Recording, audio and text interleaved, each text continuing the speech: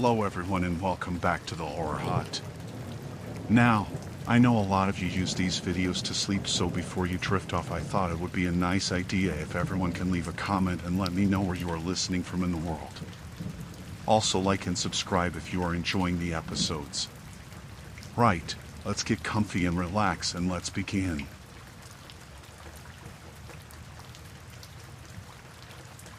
It was near the end of the season, late fall, just before the first real snow. I'd been working the backcountry trails for almost 6 years, and by then I knew the patterns. People rush to get one last trip in before winter hits, and more than a few of them overestimate themselves. That's when mistakes happen. I was out checking a trail network in a more remote section of the park. No cell coverage, no traffic, no cabins. Just a few markers and your own feet to get you out. I was supposed to clear some debris from a rockfall and make sure the posted closures were still up after the last storm. I found the notebook near a fork in the trail about 10 miles from the nearest access point. It wasn't buried or hidden, just lying near a stump like someone had dropped it while sitting down. Weather had gotten to it a bit, pages wrinkled and the edges a little warped, but still readable. It was one of those spiral-bound types with a blue plastic cover. No name on the front. Just scuffed from use. The first few pages were normal. Notes on the hike, food packed, trail conditions, small sketches of trees and birds. The writing was neat at the start. Then the tone shifted. There was an entry from a day that said something like, "Twisted my ankle bad today. Tripped over a root I didn't see. Swelled up fast. Hurts to move. Might rest here tomorrow. I think I have enough food." After that, the handwriting started to look worse. Sloppier, bigger letters. Some of it written sideways on the page like they were just trying to get thoughts down. The next few pages were hard to read. Talk about pain, being cold at night, hearing things that weren't there, branches snapping, movement in the brush, distant voices. Then it got worse. They wrote they tried to crawl back toward the trail but kept getting turned around. They wrote about leaving marks on trees to know the way, but then not seeing them the next day. They thought maybe animals rubbed them off. I remember one line exactly. "I keep going in circles. The trees are the same." I wake up and I'm where I started. I stopped there for a while, trying to figure out what they were talking about. If they were off the trail, they couldn't have gone far with a bad leg. I marked the spot on my GPS, then packed the notebook away. There wasn't any mention of a name yet, but I made a note to check missing persons reports once I got back. A few more pages in, the entries started coming hours apart. Shorter. Almost like a log of time. Morning. Still here. Can't move. Then later on the same page, heard footsteps. I yelled. No one came. Then, I don't know how many days it's been. My leg is purple.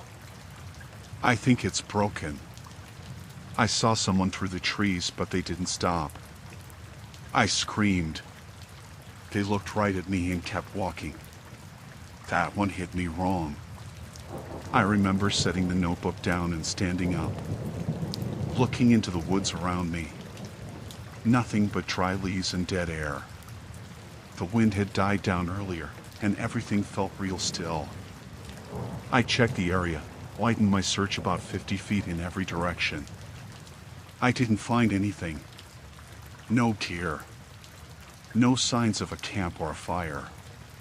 Just old moss, pine needles, and the feeling of being watched. I kept reading once I got back to the station. Near the back of the notebook, the pages had dirt on them. One had a reddish smear. The words were hard to make out. There were entries about someone following them. Not in the beginning, but after the injury. After they yelled for help. They wrote about someone walking behind them, always just out of view. Not an animal. said they saw them once, standing still between two trees. Too far to see a face, but close enough to see skin. There was a note after that. They come at night. They don't speak. That part didn't make sense to me. I thought maybe they were delirious. Pain, cold, hunger, fear, it messes with people. I've seen it before. The last full entry was 3 lines. I hear breathing when I sleep. It's not mine. I'm not alone out here. I don't think they'll let me leave. There were a few marks after that. Scribbles. Lines like they tried to write something but couldn't finish. Then nothing. I reported it. We launched a search based on the GPS coordinates from where I found the notebook. Sent a team of 5 with dogs. The terrain wasn't easy, lots of deadfall and thick brush. Took us most of the next day. We found the body less than a quarter mile from the trail. They were under a kind of shallow lean-to made from branches and bark. Not one you build for shelter. More like someone tried to cover the body after the fact. The leg was broken, just like they wrote. Old break, already turning black. Looked like infection set in. No food left in the pack. No water bottle. Hands were dirty, fingertips red and cracked. The weirdest part was that there were fresh tracks around the area. Not animals. Boots. One of the dogs kept pacing a spot behind the lean-to. Wouldn't stop. We found a pair of socks there, folded up and dry. Not the kind the hiker was wearing in any of the photos. Different color, newer. Fresh. No prints nearby besides ours. And no one else was supposed to be in the area. We logged it. Bagged everything. Body was airlifted out later that week. Turned out they were reported missing 2 weeks before I found the notebook. They'd gone in alone, like most do. No GPS beacon. Left a note with their roommate saying they'd be back in 4 days. I think about one entry a lot. The one where they said they saw someone looking at them, but they didn't stop to help. We assumed that was just a stress reaction, but the tracks near the body made that harder to ignore. Someone had been there. After the notebook was left. After the hiker died. We never found who it was.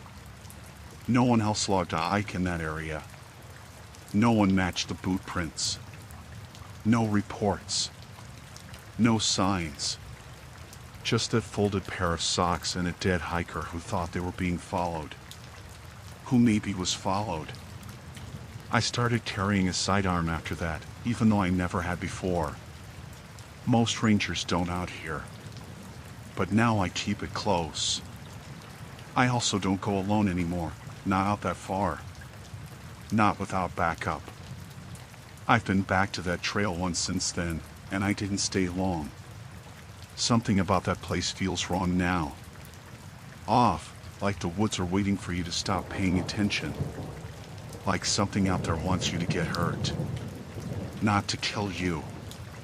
Just to slow you down. Long enough for something else to find you first.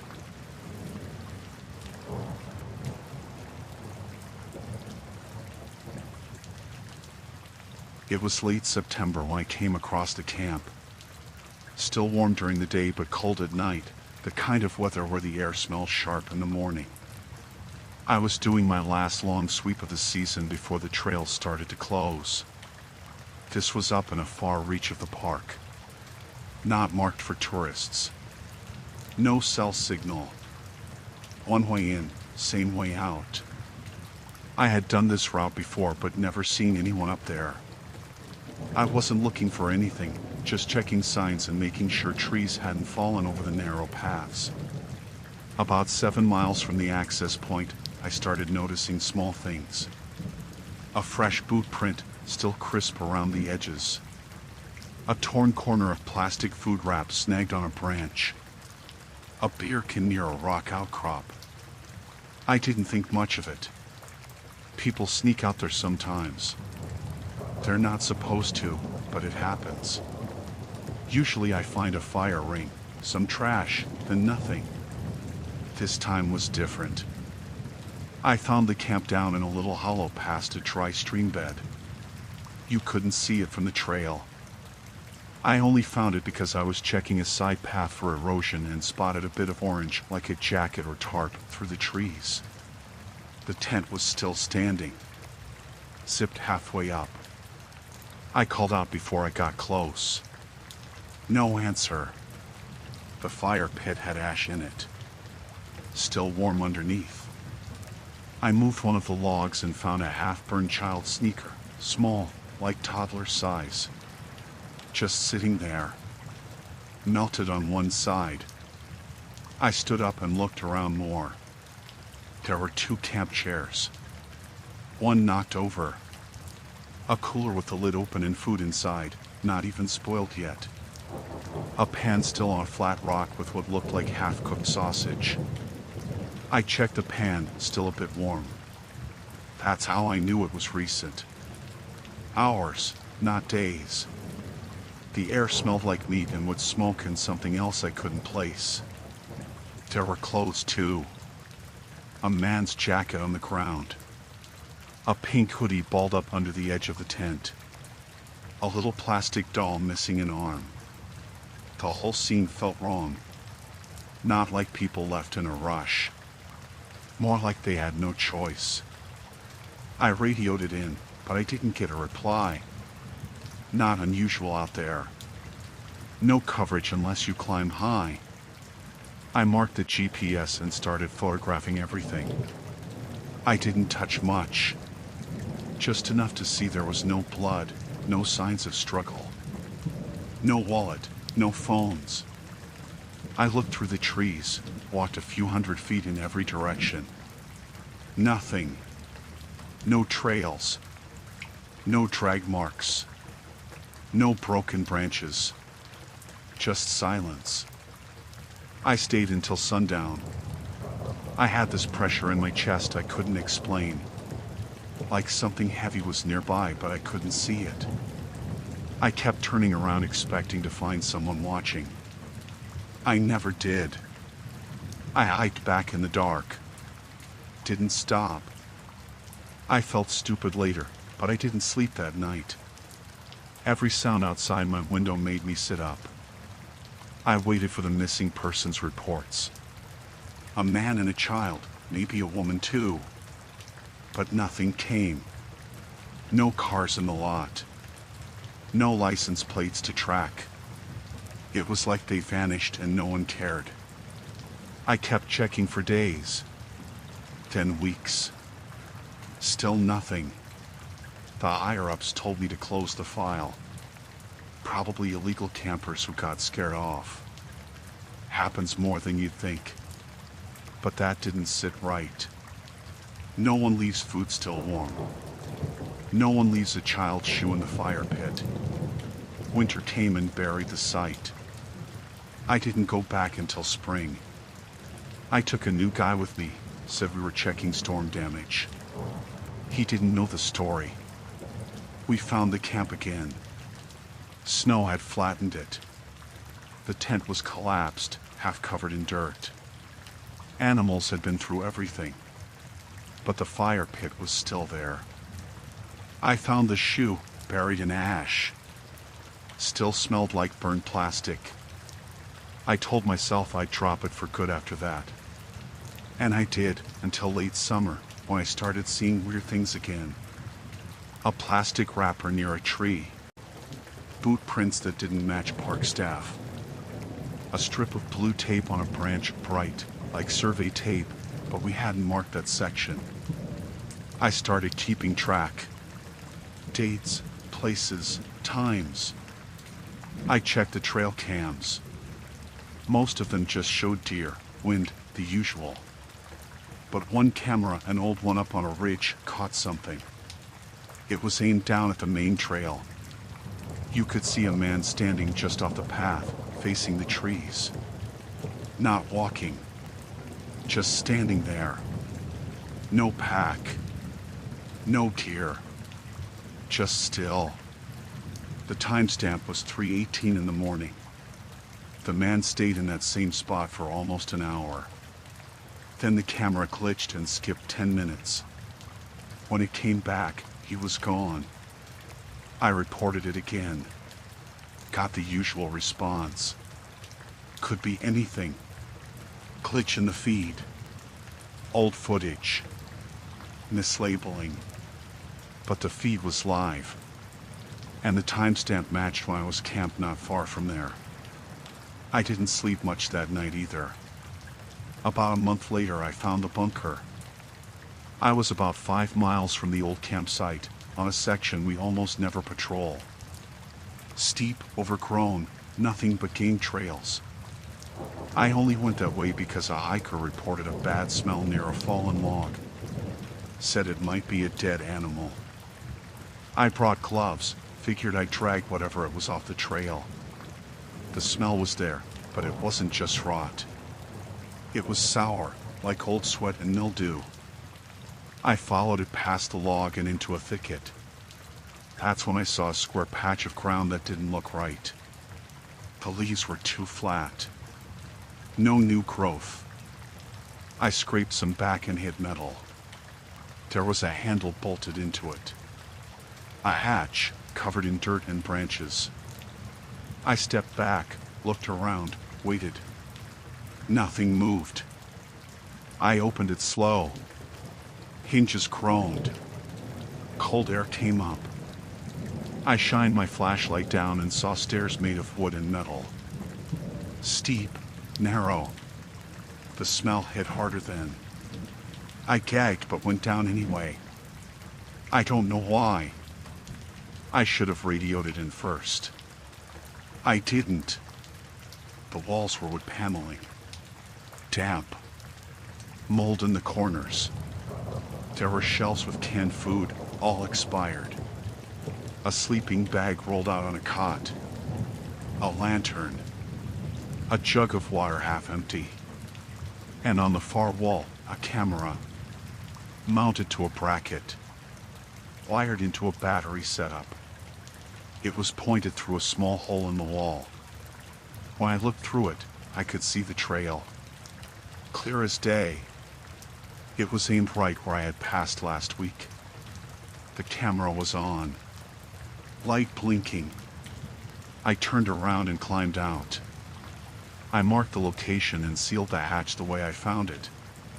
Back at the station, I filed the report. The sheriff's office came out the next day. They took everything.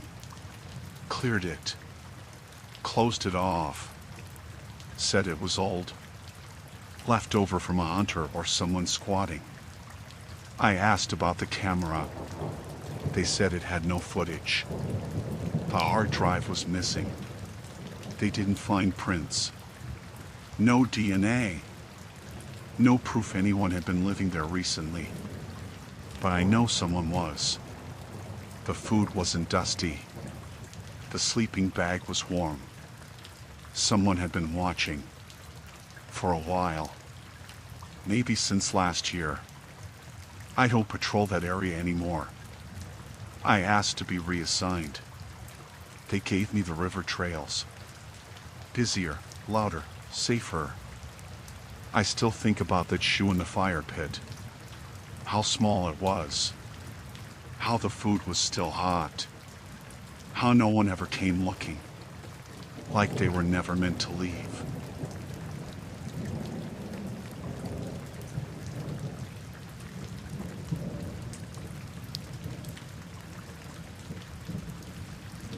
It was late in the season. Cold enough in the mornings to see your breath, but the ground was still dry. I had been hearing from some of the other rangers about signs of poaching near the north boundary. That site isn't marked on the maps we give out.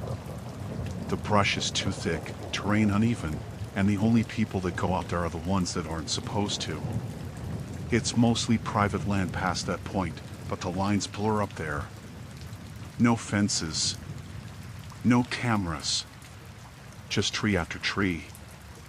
I went out alone that morning. Took the trail that cuts off after marker 72, followed a ridge for about a mile. I started seeing what looked like drag marks in the dirt. Not from boots, whiter.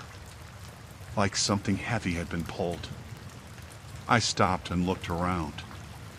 There were no boot prints nearby, no blood, just that one long trail of disturbed leaves that disappeared over a slope. That's where I made the first mistake. I followed it. Downhill was steep. I had to hold onto tree trunks to keep from sliding. I took slow steps and scanned ahead. It was quiet. No birds. No wind. Just dry leaves crunching under my boots. About halfway down, I noticed a stick propped between two rocks that didn't belong there.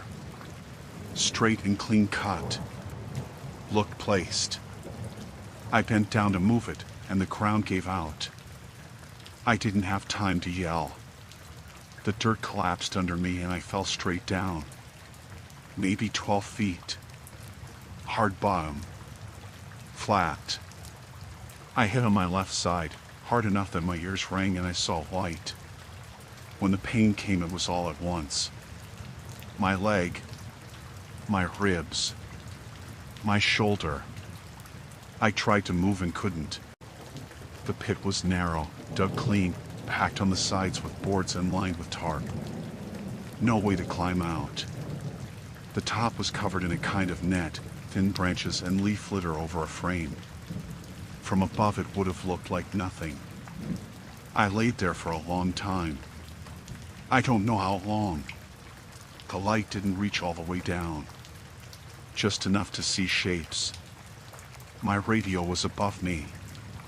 It had come off in the fall. I saw it lying just out of reach, maybe 2 feet up the slope near the edge, caught in a root. I didn't yell. I should have, but I didn't. I just laid there, breathing slow, listening. I knew what kind of trap I had fallen into. It wasn't for deer. Too deep. Too well made. This was for something larger. Maybe bear. Maybe cougar. Maybe people. The realization came slow, but it stayed. The person who dug this meant for whatever fell in to stay in. I don't know how long I was down there before I heard steps. Slow. Crunching over leaves, getting closer. I held my breath. The steps stopped right above me. I couldn't see their face, just the outline of shoulders, arms. They stood at the edge. Didn't speak. Didn't move. I kept quiet. I don't know why. Maybe it was instinct. Maybe I didn't want them to know I was awake. Either way, I stayed still. They knelt down after a minute. I heard something metal. A clink. Then more rustling. They dragged something across the cover and reset it. I heard the net being adjusted. Leaves replaced. Like nothing had happened. They never said a word. Just worked quiet and steady. Then they walked off. The steps faded until they were gone. I waited until it was almost dark before I tried to move. My leg wasn't broken, but it wasn't right either. I used my belt to keep it straight. Every movement was slow and sharp. I tried to climb, but the sides were too smooth. The boards were slick with dirt and damp. I scraped my hands raw trying. No grip. I gave up and stayed still through the night. It got cold. I pressed against the side of the pit to keep warm. I slept in bits. Woke up every time I heard a sound. Once it was something walking past above. Could have been a raccoon. Could have been them again. I didn't call out. Next morning, the light came down stronger. I saw a bone in the corner of the pit. Looked like a femur. Not human, but big. Old. Cracked at the end like it had been chewed. I looked around more. Saw wire loop near the base of the boards, like it had been part of a snare or used to tie something down. There was hair stuck to it. Not animal. Black. Short. By the middle of the day, I started thinking I wasn't going to make it out. My leg was swollen. I had nothing to eat. My canteen was half full, but I knew it wouldn't last long. The smell of dirt and rot was thick at the bottom, like something had died there before. Probably had. That afternoon, the steps came back. Same as before. Slow. Deliberate. They stopped at the edge. I kept still. This time they didn't kneel. They just stood. Then a small rock dropped in. Hit near my foot. Not a random fall. It was thrown. I didn't move. Another one followed. Hit my arm. Still, I stayed still. Then they left. Again. By the third day, I knew I had to try again. I dug into the dirt with a piece of bone, made small holes to wedge my fingers. Got maybe 2 feet up before my leg gave out and I slid back down. Tore the skin off both palms. I screamed that time. Not loud, but enough to hear it echo. Later that evening, I heard something drop from above. Not a rock. Heavier. I looked and saw a rope. It hung down but didn't reach all the way. Just dangled a few feet short. It was tied to something. I couldn't see what. There was no voice. No movement. Just the rope swaying. Then I heard something metal again. A snap. Like a latch or clip. Then the rope jerked back up and vanished. I didn't sleep after that. Every few minutes I looked up, expecting to see someone peering down. But no one came. Day 4, I got lucky. One of the younger rangers, Mike, had been sent out to check on me. I hadn't reported him since I left. He followed my usual path, saw the fresh boot prints I had left, and the disturbed slope where I had slid down. He almost fell in himself. I heard him call my name from above and I almost cried. They got me out with a rope harness. I passed out halfway up. Woke up in the hospital with a fever and a busted ankle. The doctor said another day or 2 and the infection would have set in bad. I told the others what I saw. The trap. The steps. The rocks. The rope. They went back out with a team the next morning. The pit was gone. Filled in. No boards, no tarp, no signs. Just loose dirt. Whoever made it came back after I got out. Cleaned everything. Like it was never there. They never found who did it. No prints. No gear. Nothing. Just forest and silence. I don't work that boundary anymore. I asked for a desk job for a while. I still think about the rocks. How they didn't say a word. Just stood there and waited. Like they were deciding. Like they had done it before. Like they would do it again.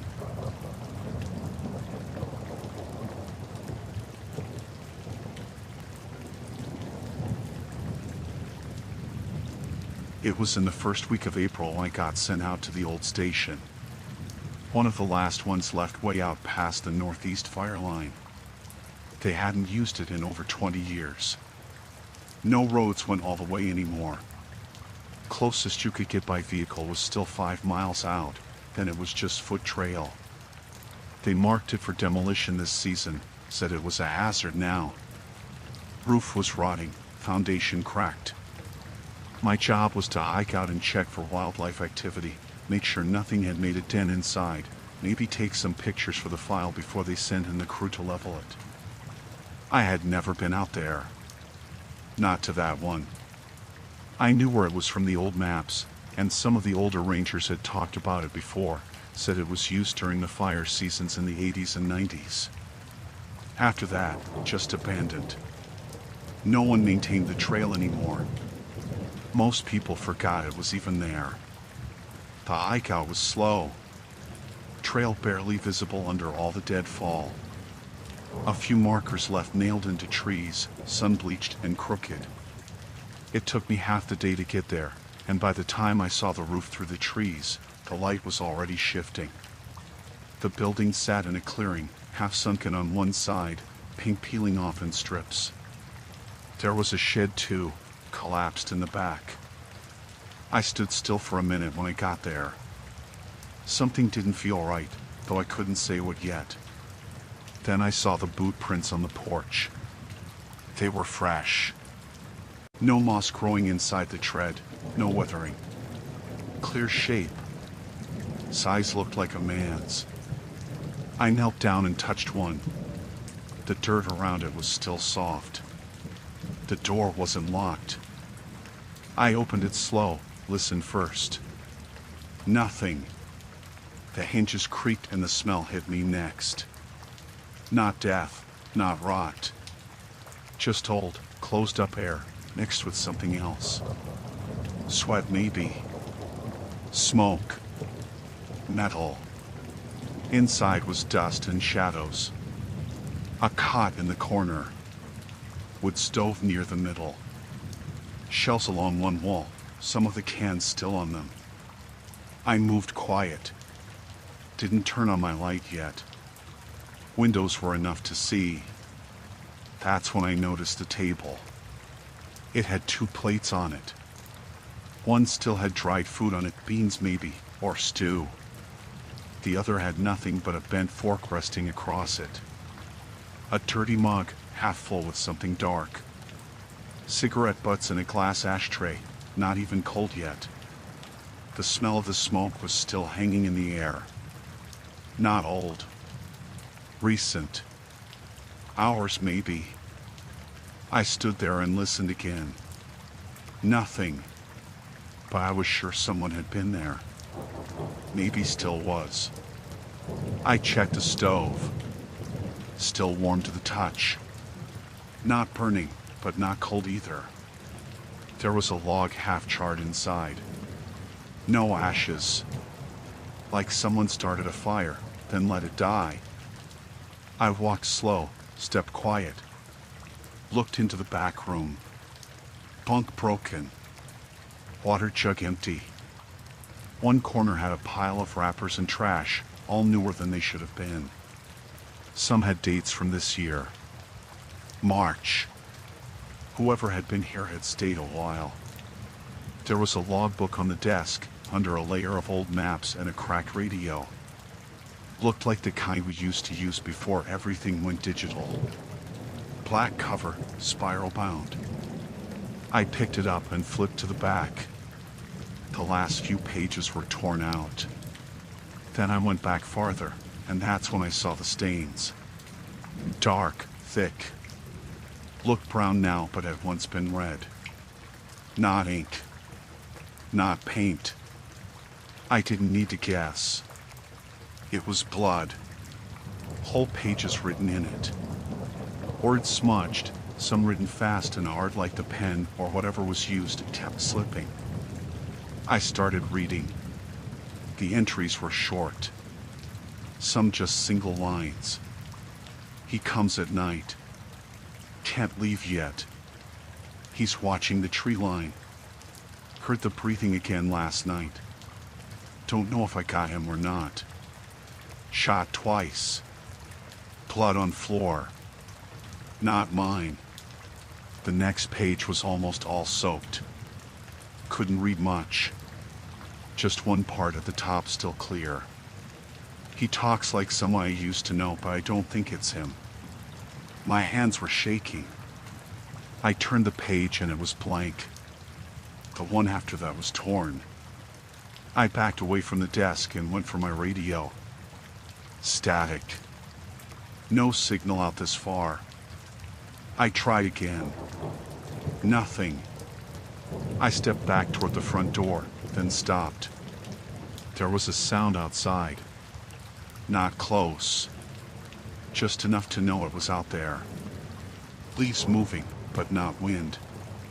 One step, then nothing. Then again. Closer. I didn't go to the window. I just stood near the wall and held my breath. The steps got louder, then stopped completely. I waited for what felt like 10 minutes. No more sound. When I moved again, I took out my knife, stupid as it was. I opened the door and stepped onto the porch. Nothing was there. Just trees and the clearing. I walked in a wide circle. I didn't see anyone. No animals. Nothing in the brush.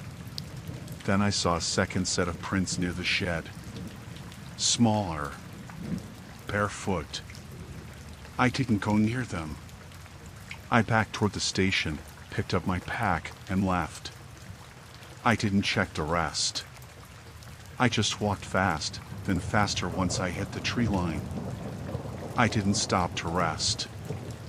I didn't drink water. I just moved. I made it back to the service road after dark. Called it in. They sent a crew the next morning. I went with them. When we got there, the place was empty. The dishes were gone. Ashtray clean.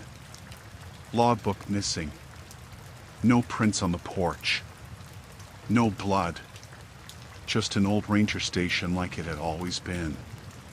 They said maybe I saw old stuff. Animals. Trick of the light. But I know what I saw. I know what I read. Someone was there. They demolished the station 2 weeks later. Flattened the whole site. Cleared the trail too. Sometimes I still think about those words in the book. He talks like someone I used to know. I don't know why that one sticks the most. Maybe it's because it means whoever wrote it thought there was still hope at first. That whoever they saw out there wasn't a stranger. But they were wrong. And maybe whoever it was is still out there, waiting for someone else to find the station. But now there's nothing left to find.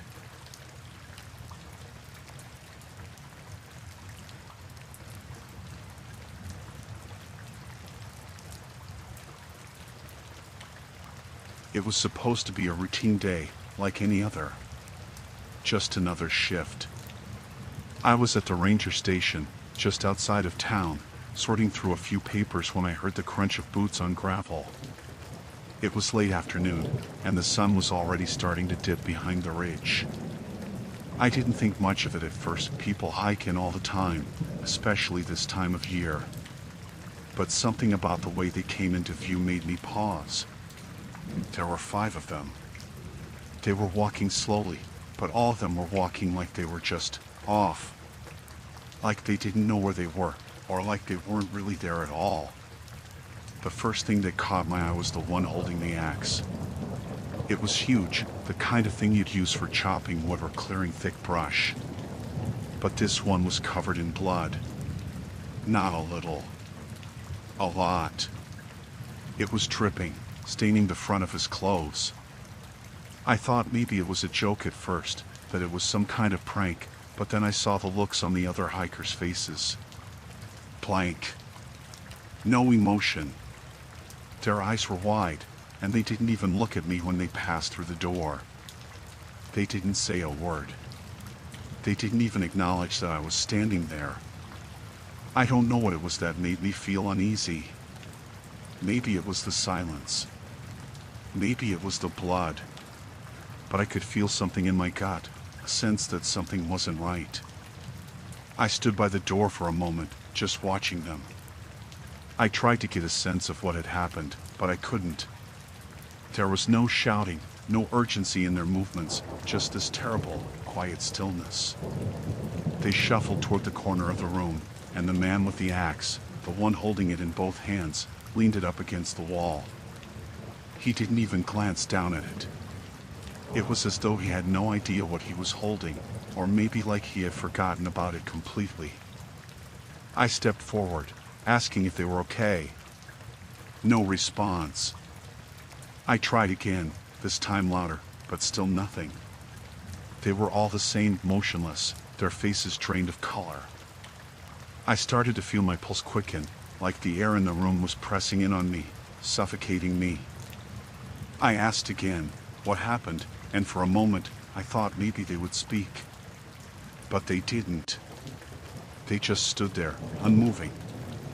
One of them, a woman who looked like she was in her late 20s, kept glancing around, her hands twitching at her sides. She seemed the most unsettled of all of them. The others, though men and women alike, were like statues. The man with the axe, though, didn't even move his head. He kept his eyes fixed ahead, staring at nothing in particular. I took a step back and called for help, reaching for the radio on the desk, but before I could say anything, one of them, a tall man with a dirty face, finally spoke. His voice was low, almost inaudible. Don't go up there. It's not safe. He said it like a warning. His words didn't make sense, and I couldn't tell if he was talking to me or just speaking to himself. I opened my mouth to ask what had happened, but I couldn't seem to form the words. All I could do was watch them, standing in the corner of the room like they were trapped in some kind of trance. The man with the axe, his hands now trembling slightly, finally glanced at me just for a moment, but there was something about his eyes that made me freeze. It wasn't fear. It was something darker. Something I couldn't explain. I moved toward the door, hoping to get a better look at them, maybe to see what had happened to them up on the ridge. But before I could reach the door, the woman, her face pale and tight with tension, started to speak. "We didn't mean to," she said, her voice shaking. But then she stopped, like she couldn't find the words. She wiped her hand across her forehead, and it came away streaked with sweat. The silence that followed was unbearable. I wanted to reach out to them, to try and get them to speak, but every step I took toward them felt like I was getting closer to something I shouldn't. Like I was about to uncover something that I wasn't meant to know. I looked at the man with the axe again. Blood was still dripping from the blade, pooling at the base of the handle. It looked fresh, still glistening in the dim light of the station. I don't know why, but I couldn't look away from it. The way it gleamed with a certain awful shine, it wasn't just blood. There was something else in it. Something darker, something that didn't belong. Finally, after what felt like hours, the woman stepped forward. She grabbed the logbook off the counter and flipped through the pages quickly. "It's not safe," she said again, looking over at me, her eyes wide. "He's still out there. He won't stop." She dropped the book onto the desk and backed away, like she was afraid to be near it. She reached for the door, but the others just stood there, frozen. I didn't know what to do. I wasn't trained for this. I wasn't prepared for whatever had happened up there, whatever they had done. They didn't seem like people anymore, not entirely. They seemed like they were. I don't know, like they were haunted, like the terror had gotten inside them and wouldn't let go. I watched them as they turned toward the door. The man with the axe was the last to leave, his head still hanging low, his eyes unfocused. The others moved past me, but they didn't look at me. Not once. I didn't stop them, didn't try to talk to them again. I just stood there, watching them leave, and I could feel my heart hammering in my chest. The door slammed shut behind them, and for a moment, everything was still. I felt a chill crawl down my spine as I stood in the silence of the station, the blood still staining the axe in my mind. The worst part wasn't that they had come in silent and broken. It wasn't the blood. It was that when they left, they didn't look back. Not once. Like they were leaving a part of themselves behind, and they weren't going to talk about what happened. Not to anyone. Not ever. I called it in, finally, but by the time anyone reached the ridge, there was nothing. No signs of a struggle. No blood. No trace of what they'd been through. The only thing that remained was the logbook, pages scattered on the floor, covered in blood. But not theirs.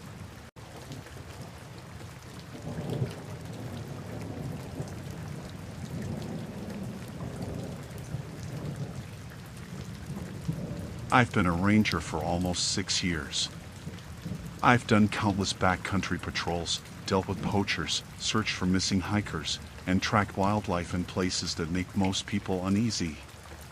But I never thought something like this would happen to me, especially not in the middle of the woods, miles from the nearest road. It started on morning shift. The weather was crisp, a little colder than it had been lately, and the sun was just breaking through the tree line as I set out on my usual route. There had been reports of illegal ATV activity in the area, and I was sent to investigate. Nothing new, really. We get ATVs tearing up the trails all the time, and my job was to find out who they were, what they were doing, and send them packing before they made too much of a mess. I followed the tracks for about an hour, heading off trail deeper into the woods, trying to keep my footing as I moved through the thick underbrush. The tracks were fresh. Maybe a day or two old at the most. I wasn't concerned at first. If they were just joyriders, it wouldn't be too hard to find them and send them off with a warning. But the farther I went, the more the feeling that something wasn't right crept up on me. The ATV tracks led to an old logging road that had been overgrown for years. The kind of place nobody would bother with unless they were hiding something. That's when I saw it. The first thing that caught my attention was the smell. It hit me like a wall of chemicals, something harsh, almost sour. I'd spent enough time in the woods to recognize the kind of scent, but I couldn't place it at first. It was too strong to be just some natural odor, and that made me uneasy. I stopped and surveyed the area. The ATV tracks led straight to a narrow clearing, surrounded by thick trees. But what stood out was a series of makeshift structures that had been set up in the middle of it all, tarps, tents, and a few old wooden shacks. I knew right away that I'd stumbled onto something illegal. The thought hit me like a punch to the stomach. There was no way in hell this was a hunting camp. The smell overpowering now was definitely chemical. Not the kind of thing you'd ever find at a legitimate campsite. There were barrels stacked near the structures, some of them leaking a bit, and a few gas cans scattered around. The ground was muddy, tracks everywhere, and it looked like something had been dug up recently. I took a cautious step forward, my heart starting to race. I knew I had to call this in. I could already tell I was looking at some sort of drug operation, maybe meth, but I couldn't risk getting any closer until I had backup. I pulled out my radio and tried to get a signal, but all I got was static. That was the first thing that really set off alarm bells. I was only about 5 miles from the station, and there should have been plenty of reception. But nothing. It was dead out here. The radio didn't even crackle, just silence. I took a few more steps, trying to figure out my next move. I was just about to turn back when I heard it. A sound, just barely audible over the wind, a rustling, like footsteps in the leaves. I froze. My eyes shot around, but I didn't see anyone. The sound stopped as quickly as it started, and I told myself I was being paranoid. I hadn't seen anyone coming in or out of the camp, but it was a huge clearing, and I could be missing something. I crouched low, trying to stay out of sight, but the feeling in my gut just wouldn't go away. I kept moving, slowly, staying behind trees and keeping low. The smell of chemicals was getting stronger, and the ground under my boots was soft, like something had been spilled and seeped into the earth. I was almost to the edge of the clearing when I saw him. A man, standing near the biggest tent, looking straight at me. I couldn't breathe. My first thought was to run, but I knew if I did, I'd be seen. My heart was pounding in my chest. I could feel my hands shaking, but I forced myself to stay still. He didn't move, just stared. For what felt like forever, we locked eyes, and I could tell by the look on his face that he hadn't expected anyone to be here. He wasn't wearing any kind of uniform, just a dirty jacket and jeans, and there was a gun strapped to his waist. Then, without warning, he stepped forward, disappearing behind a pile of barrels. I barely had time to react. I immediately turned and started running, my mind racing. I wasn't trained for this kind of thing. I wasn't prepared to face armed men in the middle of the woods. I had no backup, no radio, and I was out of my depth. I pushed through the underbrush, trying to keep my breathing quiet, but every snap of a twig, every rustle of leaves, made it feel like they were right behind me. My eyes darted around, but there were no clear paths. I had to keep moving, or they'd catch me. Then, I heard it. The unmistakable sound of footsteps, fast, coming through the trees. I pushed harder, my legs burning, my heart hammering in my chest. I had no idea where I was going, just running on pure instinct, trying to find something, anything that could give me an advantage. I needed to get back to the station, to get help. The footsteps grew louder, closer. I could hear voices now, muffled, but there were at least two of them. Maybe more. They were shouting, but I couldn't make out the words. I glanced behind me, but I didn't see them yet. They were close, though. Too close. I saw a thick patch of undergrowth ahead, a place where I could hide, but I didn't stop. I darted into it anyway, hoping the brush would be thick enough to cover me. I pressed myself flat against the ground, holding my breath. I could hear them now, almost right above me, moving slowly, deliberately. They were looking for me. I stayed as still as possible. My legs were cramping, but I didn't dare move.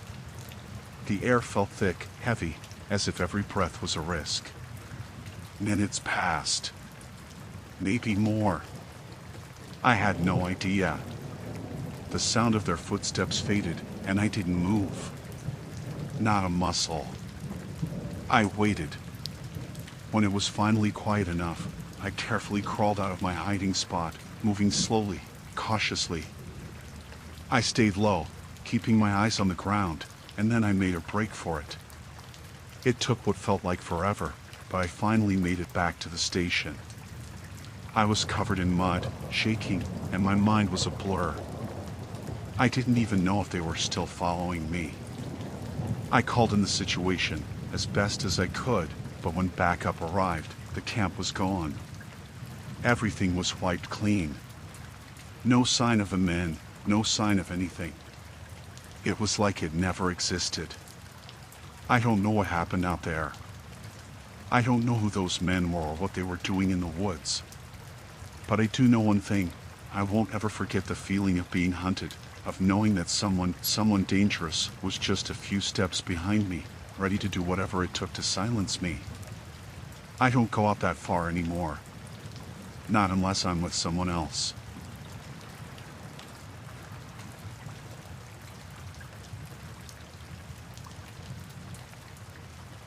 I don't know where to even start with this, but I feel like I have to share what happened, even if I can't make sense of most of it. Maybe it'll help someone, or maybe it'll just be one more thing I can't explain. I've been working as a ranger for a while now, but not long enough to have seen everything, if that makes sense. There are still things out there, things I haven't experienced, and I'd always been curious about what goes on in the deep parts of the forest. That's why I agreed when they asked me to take on the new volunteer, a kid who just finished some basic ranger training and wanted to do a solo patrol to prove themselves. We didn't have many volunteers, and I figured it'd be good for them to get some experience. I wasn't expecting anything out of the ordinary, but this time, I was wrong. The kid's name was Ben. He was eager, almost too eager. A little green, you could tell, but he had a fire about him that I didn't mind. He'd been assigned a 4-day solo patrol to monitor the northern trails and check on some of the more remote campsites. No one had really been out that way for a while, and we'd gotten some complaints about people setting up illegal camps in that area. I gave him the usual instructions: check in twice a day by radio, stay in the area, and don't stray too far from the path. He seemed to take it all seriously. The first day, everything seemed fine. I got his check-in around noon, just as scheduled. He sounded fine on the radio, gave his location, and mentioned a couple of minor issues with campfires left behind by hikers. Nothing unusual. But then he didn't check in that evening. At first, I wasn't too worried. A lot of times, things get delayed. Maybe the battery on his radio had died, or he got distracted with something in the woods. But when I didn't hear from him the next morning, I started feeling uneasy. It wasn't like him to go silent for this long. I spent the next few hours trying to reach him over the radio. Nothing. No response.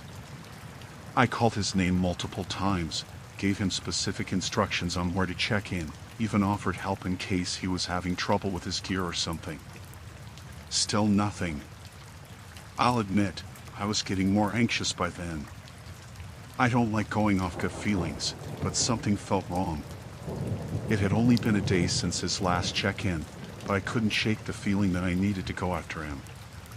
So, I suited up, grabbed the pack, and headed out. The area Ben was supposed to be in wasn't too far from the station, but it was rough country. Thick woods, steep ridgelines, places where it's easy to lose your way if you don't know the terrain. I couldn't help but think about what he might have gotten into out there. If he'd hurt himself or gotten lost, it could take a while to find him. I searched the trails where I knew he'd been supposed to be. I checked every spot where I thought he might have stopped, even looked around the campsites he'd been assigned to monitor. There was no sign of him. No broken branches, no footprints, no gear left behind. Nothing. It wasn't until I came across his trail camera that I started to feel truly unsettled. The camera was set up on a tree near one of the campsites he planned to monitor, and at first, I thought it might have just been left behind when he moved on. But as soon as I picked it up, I saw the memory card was missing. It was the only thing I'd found that should have helped. Every ranger who goes out on patrol is supposed to use a trail camera to document what they find along their routes. But there was no footage. No photos. Just the camera and the empty memory card slot. I spent the next 2 days combing through the area, but I couldn't find a single sign of him until the morning of the third day. That's when I found him. It was still early when I spotted him, sitting by a small creek about 2 miles from the original campsite he'd been assigned. He looked like he hadn't slept in days. His clothes were dirty, his face was pale, and his eyes were wide. He was sitting with his back against a tree, staring into the water like he didn't even notice me approach. I called his name softly at first, but he didn't react. I stepped closer, trying to make sure he was okay, but he still didn't look at me. Finally, I crouched down in front of him. That's when he blinked and looked up, and I saw the fear in his eyes. "Ben, are you all right?" I asked. He didn't answer right away. For a long moment, he just stared at me, like he didn't recognize who I was. Then, slowly, he spoke. "They're watching," he said, his voice hoarse, barely above a whisper. I didn't know what he meant, but I wasn't about to push him right then. I helped him to his feet, trying to stay calm, but something felt wrong about the way he was acting. He was shaking, sweating, but when I tried to ask him what had happened, he just stared at the ground, his hands clenched tight at his sides. "We need to get back to the station," I told him. But he refused to move. "They're still out there," he mumbled, his voice shaking. They won't stop following me. It was like a switch had flipped. The kid I'd spoken to just days before was gone, replaced by someone who looked like he'd been through hell. I got him back to the station eventually, but the whole time he kept muttering about people watching him. At first, I thought maybe he was just disoriented, maybe had some kind of breakdown from being out there alone for so long. When I finally had him inside and settled, I tried to get more information out of him. He just wouldn't explain what happened out there. Whatever had happened, it had broken him. He refused to talk about it. The only thing he said was, "They're watching. They know I saw them." I didn't press him any further, though. I'd seen enough. I checked the trail camera, and that's when I saw it. There was only one photo on the camera, the only file left on the memory card. It wasn't much, just a blurry image of a man standing among the trees. His face was obscured by the shadows, but his posture, the way he was standing, it didn't look natural. It looked like he was waiting, watching, just beyond the edge of the frame. That was the last straw for me. I didn't know what to make of it, but I could feel the tension in my chest when I saw that photo. Ben had been right about something. He wasn't just paranoid. Someone had been following him, and they didn't want him to get out of those woods alive. Ben still hasn't said anything about what happened out there. He left the station not long after he was found, said he wanted to go home, but I know something happened.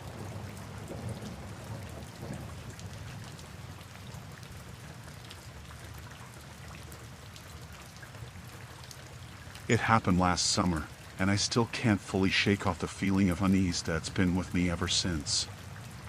I've been a ranger for years, so I'm used to the quiet, the solitude, and the occasional strange situation. But nothing could have prepared me for what happened that week. It all started when a camper called in, sounding completely out of breath. He had been camping near the eastern side of the park, a secluded spot, the kind of place you'd have to hike a couple of miles to get to. He wasn't exactly panicked, but he was shaken. He said he had been sitting by his campfire when he noticed someone watching him from the trees. Just standing there, in the shadows, barely visible but enough for him to feel it. At first, I didn't think much of it. People get scared in the woods all the time, especially at night. But then the camper told me the man didn't move. He stayed there, just watching. And when the camper tried to get up and call out, the man disappeared into the trees without making a sound. That got my attention. I told the camper to stay inside his tent, lock up, and I'd come check it out in the morning. I didn't want him wandering around at night in case he was just overreacting to shadows or an animal. I also didn't want to deal with anything too complicated right before dark. Still, I made a note of it and planned on checking the area when I could. I figured if it was an animal or something harmless, I'd just move him to a different spot. The next morning, I packed my gear and headed out to where the camper had been. It was a bit of a hike, and by the time I reached his site, the camper had already packed up and left. I don't blame him for leaving early. He looked visibly shaken when I spoke to him, but he didn't want to stay. He kept saying the whole thing felt wrong, like someone had been lurking around his camp for hours. I told him to stay safe and left it at that. As I walked around his site, I could see signs of his fire, the spot where he pitched his tent, and a few bits of scattered gear. Nothing unusual at first, just the remnants of someone packing up early. But then I noticed something in the dirt near the tree line, footprints. They weren't animal prints, though. They were too big, too human. And they weren't from a boot like you'd expect from someone who had been out hiking or camping. They were bare feet. Dirty, rough prints that looked like someone had been walking around the site at night. I bent down and examined them, but they were already starting to fade with time. I knew that if someone had been standing in the trees watching him, they must have been right close by, but I couldn't find anything else to confirm it. I checked the surrounding area carefully, trying to see if there were any other signs of someone being out there. Footprints, broken branches, anything, but there was nothing. It was like the person had just disappeared into thin air. I didn't feel good about it. The whole thing felt off. I made a note of the footprints in my report and decided to stay in the area for the rest of the afternoon, just in case the camper had missed something. That night, I went back to my cabin. It was the off-season, so I was alone most nights. It wasn't unusual for me to be by myself out there, and I was used to the quiet. But when I got back, I noticed something strange. My food cache had been tampered with. It wasn't much, just a few cans of beans and some dried food, but it had been clearly opened. Whoever did it didn't take anything, but the bags were torn open, and some of the cans had been moved around. I felt the hairs on the back of my neck stand up. I never leave food out at night, and I always lock it up tight. There was no way an animal could have done it. This felt intentional. I checked the rest of my cabin. The door was locked. Nothing seemed disturbed inside, but the feeling of unease was growing. Whoever had been out there was getting closer. I locked the door and settled in for the night, but I didn't sleep well. The next morning, I went out to inspect the area around my cabin. That's when I noticed something that made my stomach drop. The same footprints I'd seen near the camper were now near my cabin. It wasn't just one or two, there were a few sets of them, scattered around the perimeter. And they weren't just near the food cache. They were all over the place, right up to the edge of my porch, and even a few near the windows. I don't know what made me check the windows, but I did. I pulled the curtain aside, careful not to let anyone see inside. There was nothing, of course. But still, I couldn't shake the feeling that someone had been watching me while I slept. It was like the feeling from the camper's report, the eerie sensation of being observed. By now, I was starting to feel trapped, like I wasn't alone in the woods anymore. I had no idea who or what was out there, but I couldn't ignore the signs. The footprints. The food cache. The feeling of being watched. I spent the day thinking about what to do. I couldn't just leave without investigating further, but I also knew I was alone out here, and whoever was doing this clearly knew the area well. It wasn't a hiker.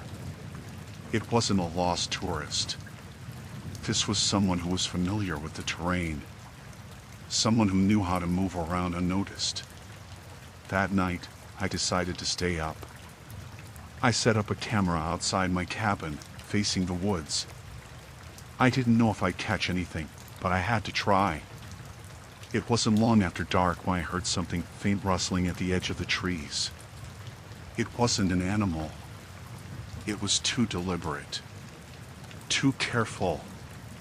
I grabbed my flashlight and stepped outside, trying to keep my movements quiet, but when I shone the light into the trees, there was nothing there. Not even a shadow. I waited for a while, listening. Nothing. But I had this sinking feeling in my stomach, the kind you get when you know something's wrong, but you can't see it. Around midnight, I checked the camera. I didn't expect much, but when I looked at the footage, my blood ran cold. The camera had caught something, a man, standing just outside the frame, peering into the woods. It was barely visible, but there. His face was hidden by the trees, and he was barely moving. Just standing there, watching. The worst part? I could tell from the way he was standing that he knew I had the camera. He was aware of it. I don't know how long he had been out there, but I knew that if I didn't leave, things would only escalate. I spent the rest of the night packed up, keeping a lookout. The next morning, I packed up the rest of my things, grabbed my gear, and called into the station. I didn't say much, just that something was off and that I was heading out early. I haven't been back to that part of the woods since. I still don't know who it was, or why they were out there, but I've learned to trust my instincts more now. There's someone or something watching, waiting. And next time, I won't be so naive.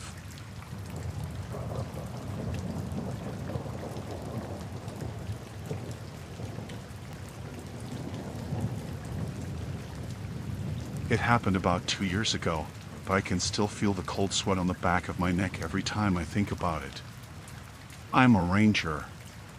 Been one for almost 10 years now, and I've seen my fair share of strange things in the woods. But this was different. This wasn't just strange, it was terrifying. I was out on a regular patrol one afternoon, checking on some of the backcountry trails, when I came across something unusual. There had been reports of illegal caving operations happening deep in the park for months, and I had been tasked with keeping an eye on the area. Most people don't realize it, but caves are an incredibly sensitive environment. Not only do they hold delicate ecosystems, but some are sealed off for good reason, like toxic air or unstable structures. And the one I was monitoring had been sealed off for years because of a dangerous buildup of gases. The entrance was hidden well enough in a remote part of the park, and the only way to get there was by foot, following an old, overgrown path. It wasn't easy to find unless you knew exactly where to look. I'd been checking on it for a few weeks, but there hadn't been any signs of activity, no tracks, no discarded gear, nothing. I thought maybe the whole thing had been a rumor. But something about that place didn't sit right with me. It was quiet. Too quiet. That night, I was back at the ranger station, going over some paperwork and listening to the usual quiet of the place. We don't get much traffic during the off-season, so most of my evenings were spent alone, except for the occasional radio check or wildlife report. Around 10 p.m., I got a call over the radio. It wasn't unusual to hear from other rangers, but this one made me sit up straight. It was a man's voice. He sounded desperate, breathless, like he was in some sort of panic. He said he was trapped in the cave system. I froze. My heart skipped a beat. There had been no one in that cave in years, not since the park had sealed it off. The air in there was toxic, no one should have been in there. And if they were, they shouldn't have been able to survive for more than a few minutes. I grabbed the radio. This is Ranger Jennings. Who is this? Can you hear me? There was a long pause, and then I heard him again. He was harder to understand this time, his words slurred, like he was losing strength. I can't get out. Please, trapped. The transmission crackled, and the last part of the message was barely audible. Then silence. I immediately grabbed my gear. I didn't even think twice. I had to get to that cave. I knew the risks, but something in me couldn't just let it go. I had to find out who this was, even though I knew there was no way anyone should have been down there. I tried to call the park office, but the radio was dead, just static. It was strange, but I wasn't going to waste time on it. I started the long hike to the cave entrance. I didn't feel scared, at least not at first. I was used to walking through the woods at night. It wasn't unusual for me to be out there alone. But as I got closer to the cave, that feeling of unease settled in. The woods were darker than usual, the trees thicker, their shadows casting long, eerie shapes in the moonlight. The air felt colder, like something was just waiting for me. When I reached the cave entrance, I couldn't help but feel a chill creep down my spine. The entrance was barely visible, just a dark slit between the rocks. I fumbled with my flashlight, shining it inside. The air smelled damp and stale, and the ground was wet from recent rain. But there was no sign of anyone. No footprints. No sign that anyone had been there recently.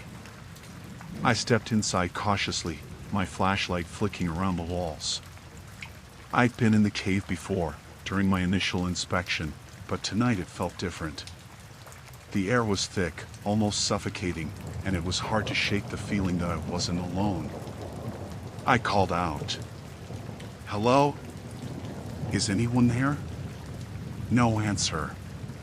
Just the echo of my own voice bouncing off the walls. I moved deeper into the cave, my boots slipping on the wet rocks. The only sound was the steady drip of water somewhere in the distance. The further I went, the heavier the air seemed. I kept thinking about the man on the radio. Could it have been a prank? Was it just some random person messing with me? But I couldn't shake the urgency in his voice, the desperation. I finally reached the spot where the cave split into two narrow passages. The layout of the cave was tricky, and the path I was on had led me to the sealed-off section. I knew that beyond this point, the cave had been permanently closed off because of the toxic gases. I turned left, toward the old barrier, and that's when I saw it. On the wall, just above the spot where the ceiling had been, there was a handprint. It wasn't just any handprint. It was fresh. I stared at it, my heart pounding in my chest.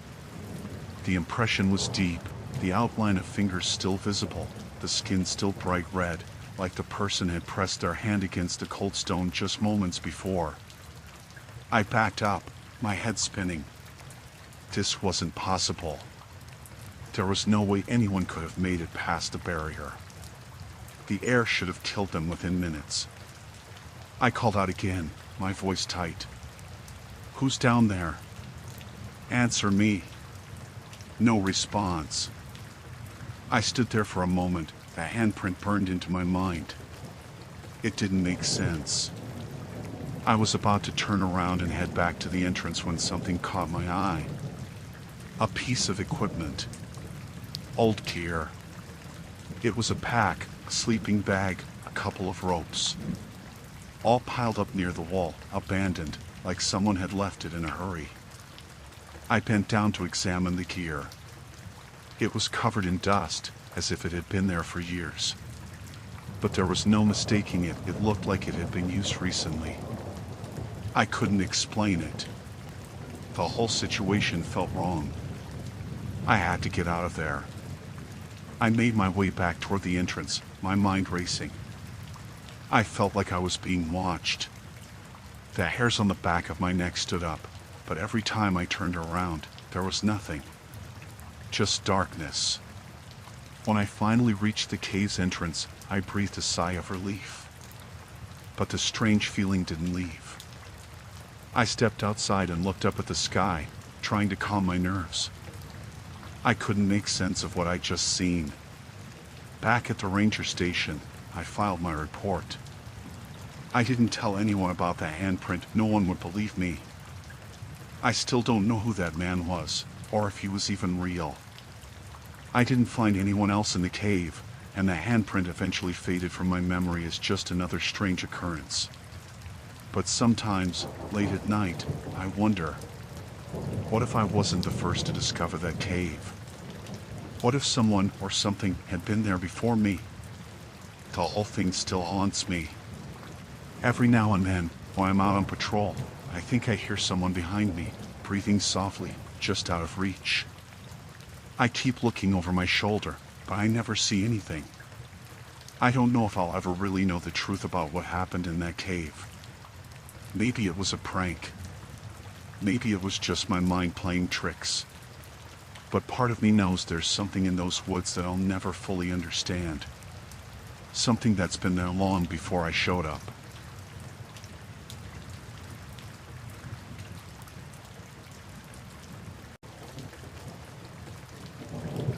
It all started one afternoon when I was patrolling the north section of the park. I had been on a quiet stretch of trail, the usual calm of the woods around me, when I saw him.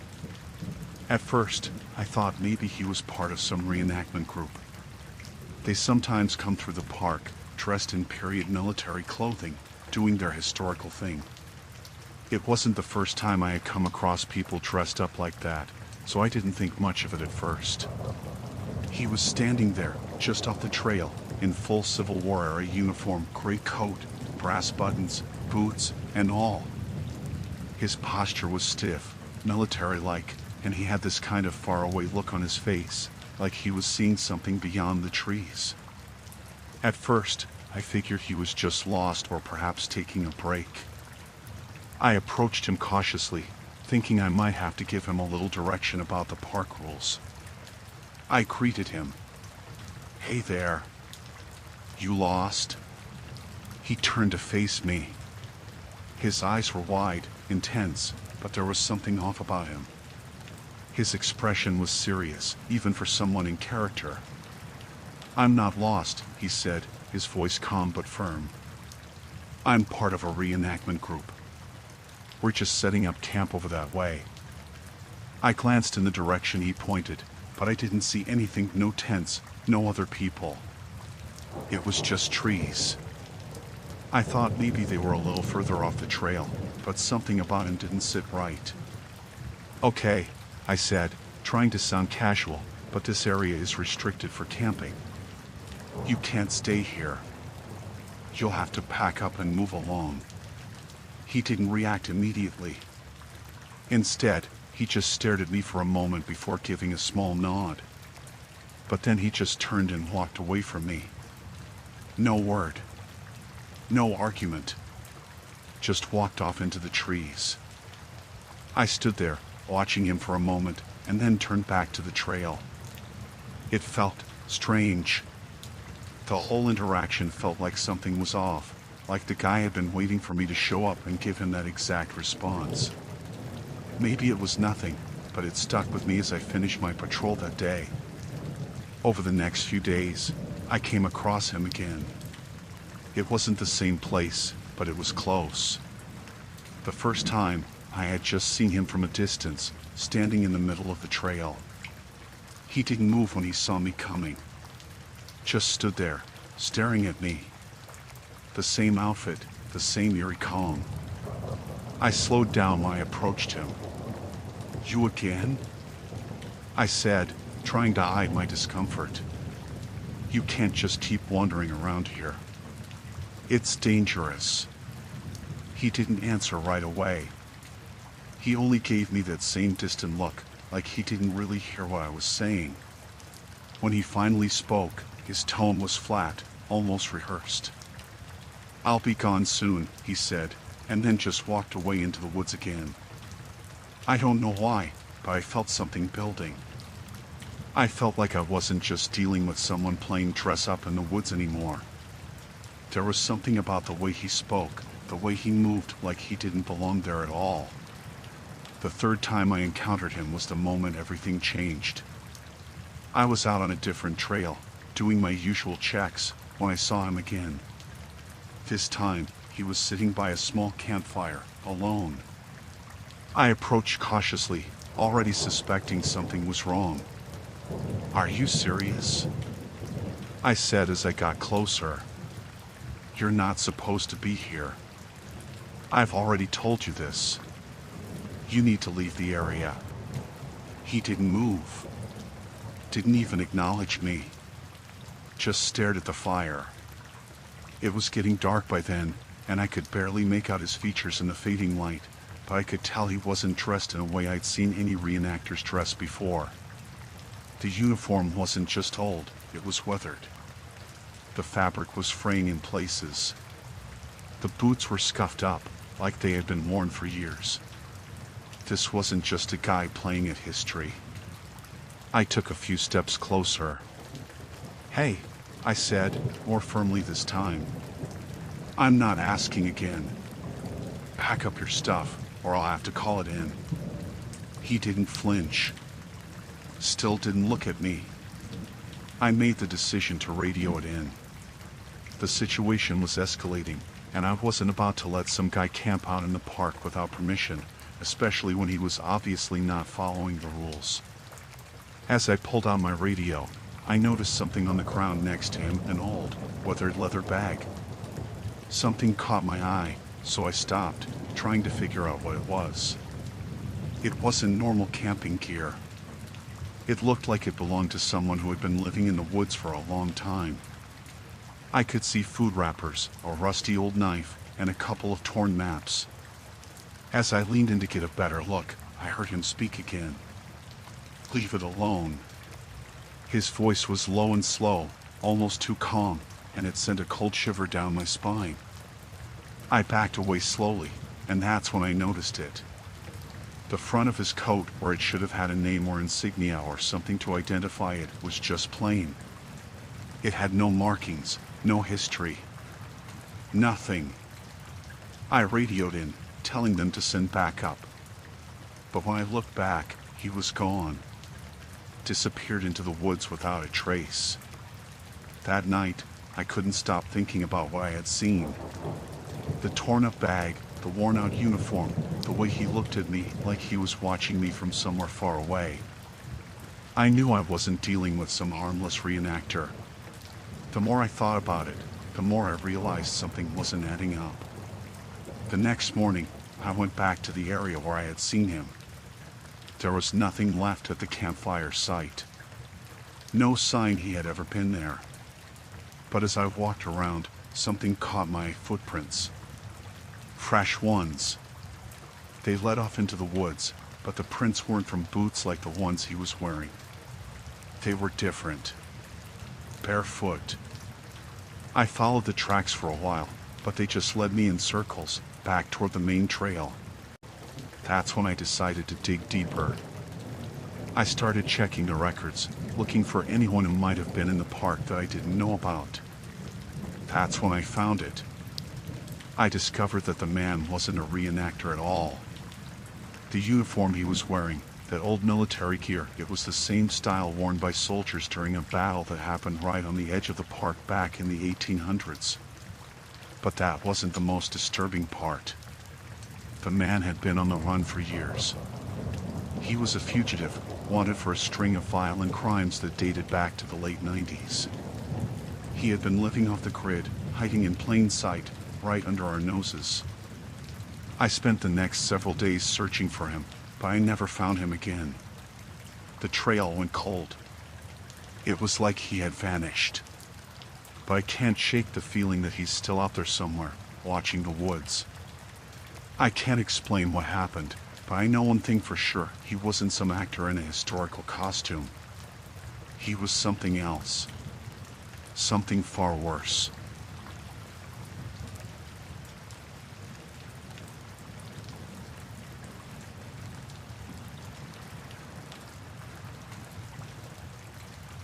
It's hard to explain how I ended up in the situation I did, but I'll try to give it to you straight. I work as a ranger in a relatively quiet part of the park, so when things get quiet, I sometimes forget how easy it is to slip into a routine. When you've been doing the same thing for long enough, you stop thinking that something could actually go wrong. But that day, it all went wrong. It started with the radio call. I was in my cabin, finishing up some paperwork when the emergency line buzzed in.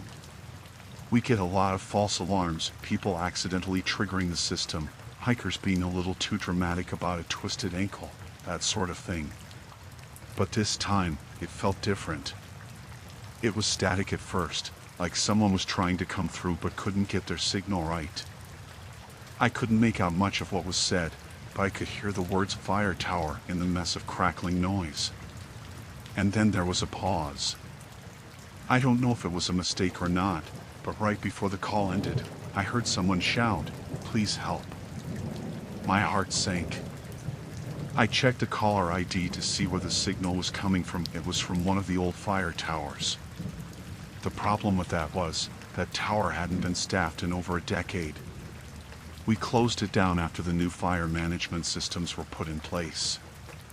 No one had been up there since. I tried calling back, but the line was dead. That's when I knew I had to go check it out. I grabbed my pack and headed out. It wasn't a long hike to the tower, maybe an hour or so, but I had a bad feeling creeping in the back of my mind. It was the kind of feeling you can't explain, the kind that puts your instincts on high alert, even if there's no clear reason to be worried. I tried to brush it off as just nerves. It's a forest. Anything could be making that noise on the other end of the radio. When I reached the base of the fire tower, I noticed something strange. The area around the tower was clear. Too clear. No fallen branches, no signs of wildlife. almost like someone had been tidying up. But there was no reason for anyone to be here, especially if the tower hadn't been in use for so long. The ladder up to the tower was rusty, and the wood creaked under my weight, but it held. I made my way up slowly, my hands stiff around the rungs, my boots scraping against the metal. When I reached the top, the first thing I saw was the door to the tower slightly ajar, which was odd because it was supposed to be locked. I pulled it open cautiously, not knowing what to expect, but what I found inside was worse than I could have imagined. The tower was in a state of disarray, papers scattered across the floor, a chair tipped over, and most unsettling of all, the radio rig.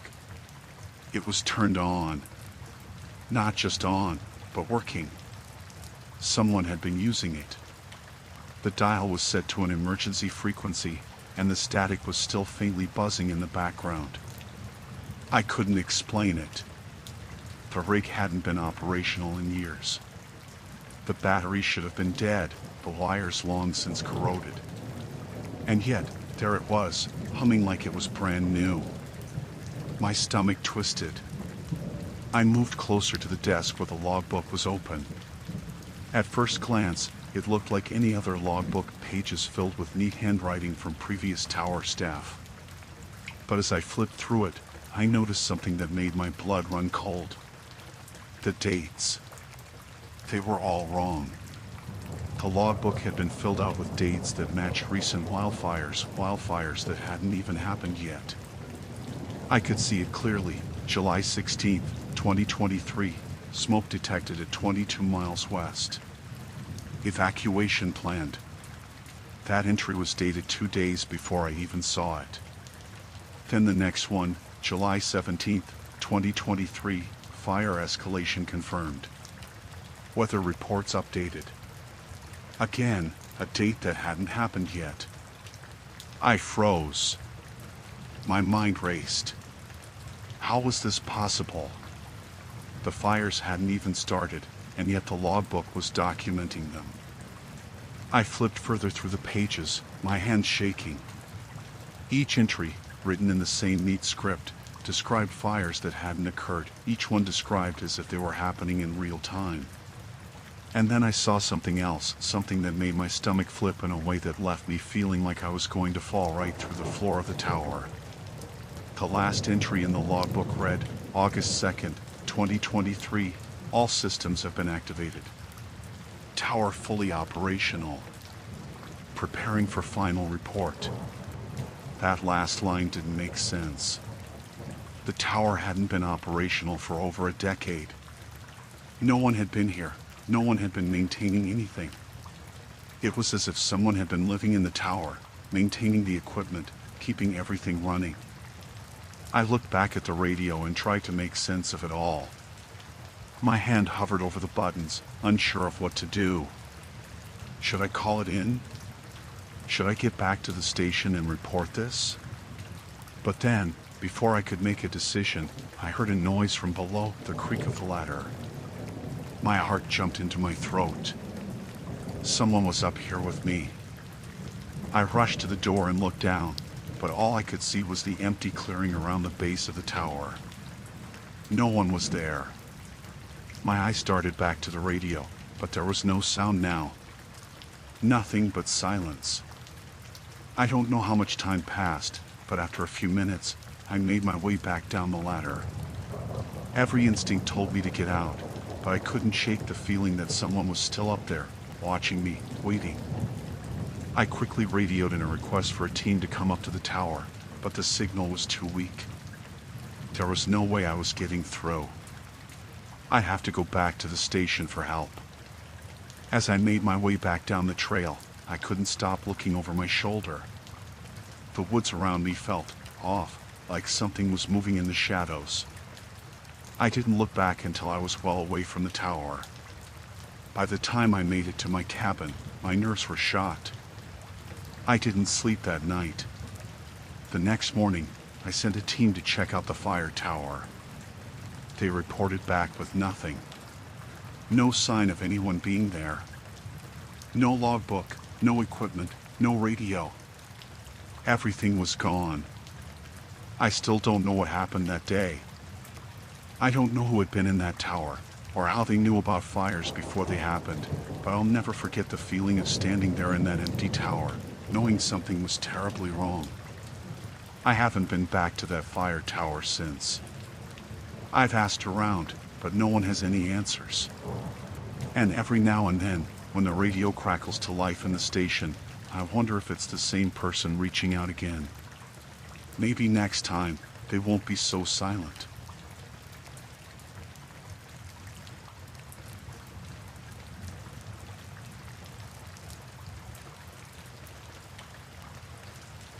I was on patrol one morning when the fog rolled in. It was thick, so thick I could barely see 10 feet in front of me. The visibility was awful, and the air was heavy, damp with the kind of cold that chills you straight to the bone. I'd been in the forest long enough to know that this kind of weather could make the day feel off, and I'd learned to be extra careful when it got like this. I was about 3 miles from the nearest trailhead, just checking the boundaries of the park like I usually did, when I came across a man. He was standing there, near a cluster of trees, looking like he was trying to peer through the fog. At first, I thought he was just a hiker, maybe lost or looking for his way back. But then I noticed how he was acting real jittery, pacing a little. It didn't sit right with me, but I didn't want to jump to conclusions, so I approached him cautiously. "Hey, you all right?" I called out. He turned to me quickly, like he didn't expect anyone to be around. His face was pale, sweat dripping from his forehead, his clothes all wrinkled like he'd been out there a while. I've dealt with a lot of hikers over the years, so I knew how to read people. This guy was on edge. I'm looking for my son," he said. His voice shook a little, but it didn't sound like he was in distress. More like uncomfortable. "Your son?" I asked, trying to keep my tone neutral. I've heard a lot of people say stuff like this before, and usually, it's just a case of someone being lost, or too far from the trailhead. "Yeah," he said, looking over his shoulder. "He ran off, and I can't find him. We were hiking, and I turned around and he was gone. He should be right here. He's just a kid, not even 10. I looked around, but all I could see was fog and trees.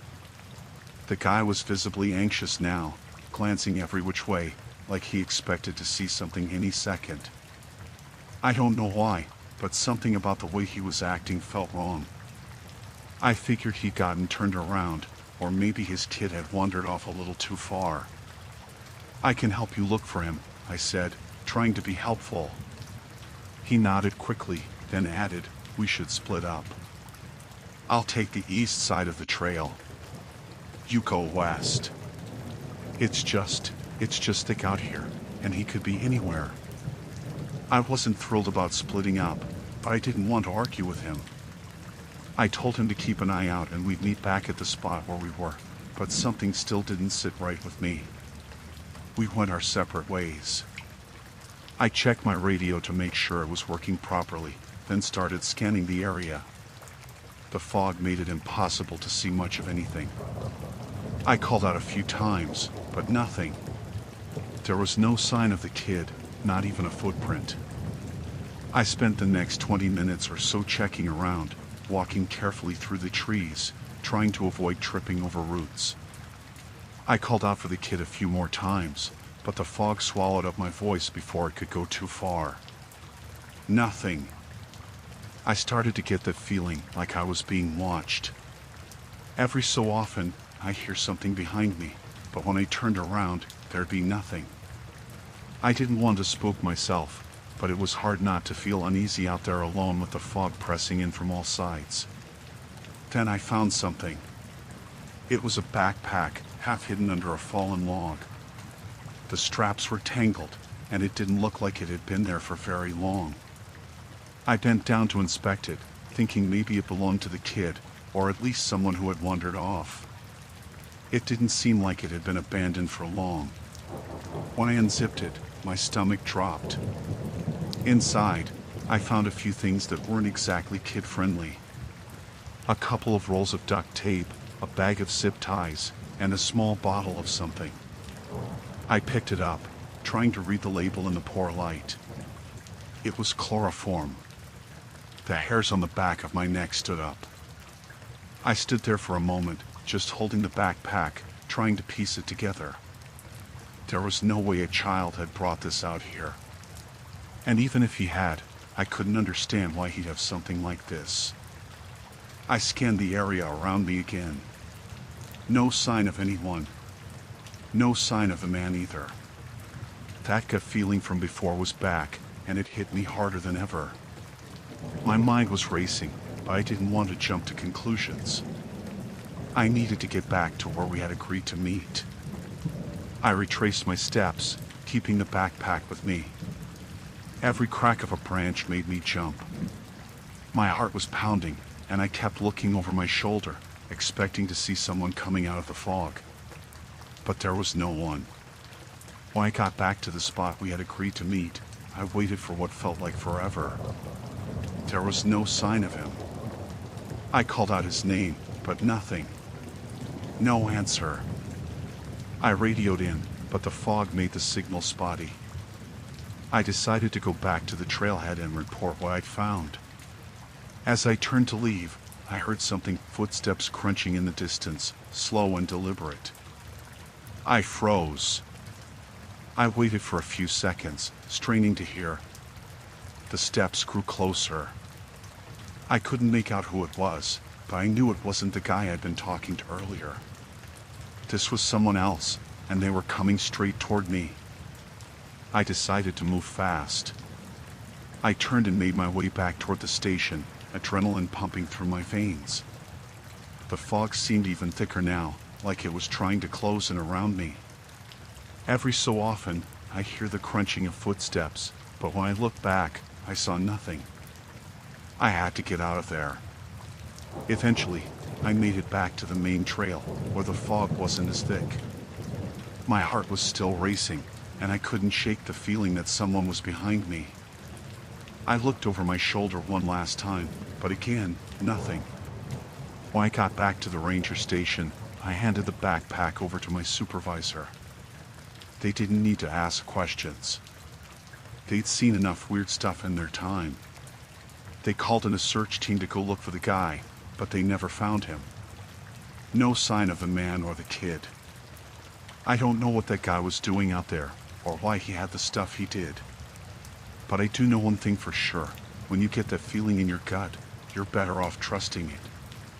Because out there in the fog, something wasn't right. And I don't ever want to be in that situation again.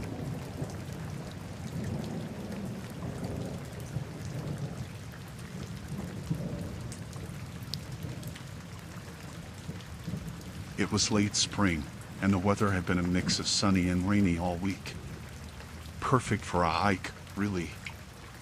I'd been working as a park ranger for almost a year at the time, so I was used to the quiet stretches of woods, the thick canopy, and the occasional distant shout from a hiker or camper. Mostly, it was peaceful. But not this time. It started with the reports. It wasn't anything too strange at first. A couple of hikers said they heard something coming from the culvert that runs under the service road. They described it as screaming, but I didn't think much of it. The place had a creepy vibe, sure. It was remote, the road wasn't well maintained, and the pipe was long, dark, and narrow, probably home to all sorts of small critters. I didn't think it'd be worth investigating at first. People hear weird things in the woods, you know? The next day, another pair of hikers called it in. They said they were sure they heard someone screaming from under the road again, and it was the kind of scream you don't forget. But it wasn't the same scream they'd heard the day before. I couldn't shake the feeling that they were just exaggerating, maybe even trying to stir up some drama for their Instagram or whatever. But after the second report, I decided to take a look. It wasn't like I had anything pressing to do. I grabbed my flashlight and a couple of basic tools just in case, and made my way to the service road. It wasn't the most scenic part of the park, mostly just a long, winding stretch of dirt road that barely anyone ever used. The culvert was right next to a big metal pipe, about 8 feet across, with a rusted grate on either end. I knew it was an old drainage system, one that had probably been there since the 50s. When I got there, it was quiet. Too quiet. The birds weren't chirping, no wind, nothing. I had this weird, crawling feeling in the back of my neck, but I tried to shake it off. I checked the area around the culvert first. No obvious signs of anything being out of place. There were some animal tracks, but they were nothing unusual for this time of year. A few deer, a fox maybe. No sign of human activity. Then, I crouched down to check the grate. It wasn't locked or anything, just old and kind of bent from years of disrepair. I moved it aside and pointed my flashlight down into the pipe. It was pitch black, the kind of darkness that felt like it was swallowing the light whole. I peered inside, but all I could see were the shadows of the twisted metal walls. That's when I noticed it. A sound. Soft, but distinct. A scratching noise, like something or someone was dragging along the metal. I froze, listening, trying to make sense of it. It didn't make sense. The pipe was narrow, barely wide enough for a person to crawl through, and no animal would make that kind of sound. The scraping continued for a few seconds, then stopped. I called out. "Hello? Anyone down there?" Nothing. I started to feel stupid. I mean, it was probably just an animal, right? I turned to leave, but then I heard it again, a thud this time, louder than the scratching. I immediately felt my stomach drop. Something about it sounded human. The hairs on the back of my neck stood up. I pulled my flashlight back out and shone it further down the pipe. That's when I saw something that made my heart race. There were marks.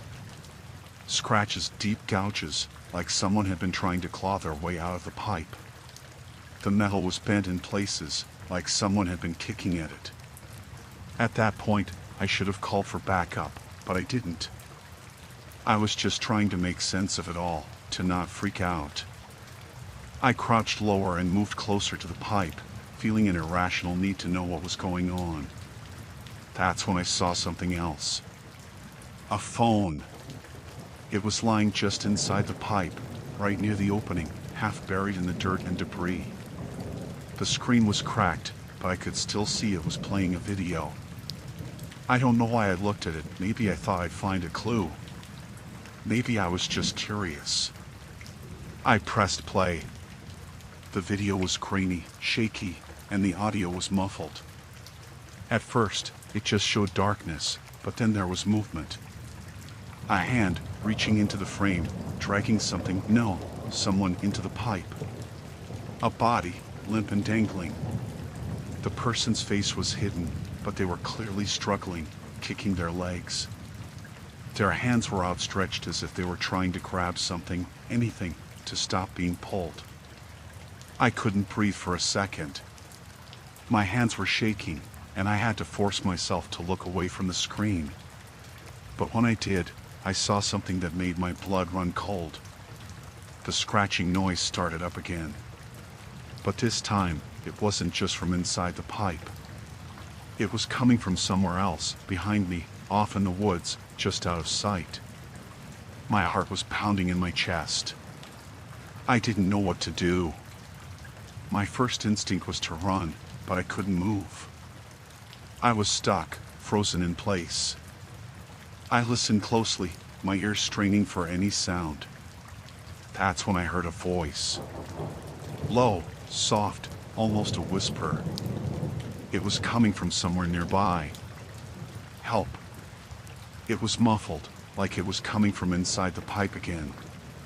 But no one could be down there. Right? I stood up, my legs weak beneath me. The phone was still playing, but I couldn't bring myself to watch the rest. My hand trembled as I shoved it into my pocket, trying to make sense of everything. My mind was racing. I needed to get out of there. I needed to find help. I turned, ready to go, but before I could take a step, I heard it. Footsteps. Someone was walking towards me through the woods, moving slow and deliberate. The sound was unmistakable, like someone dragging their feet across the dirt. I couldn't see them. I couldn't see anything beyond the trees. But I could hear them coming closer.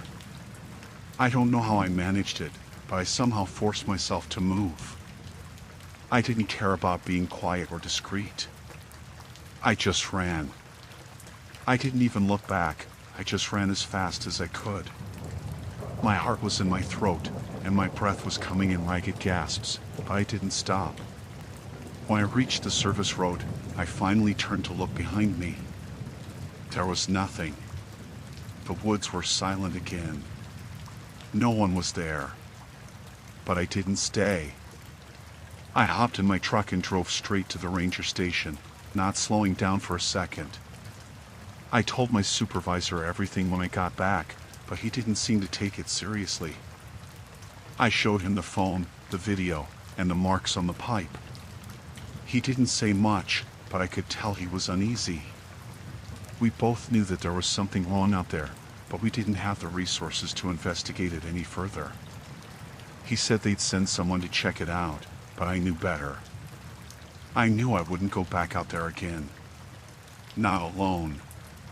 Not ever. I don't know who was out there, or what happened to the person in the video. But I do know this, I'll never be able to unsee it. And I'll never forget the sound of those footsteps. They were too real. Too close.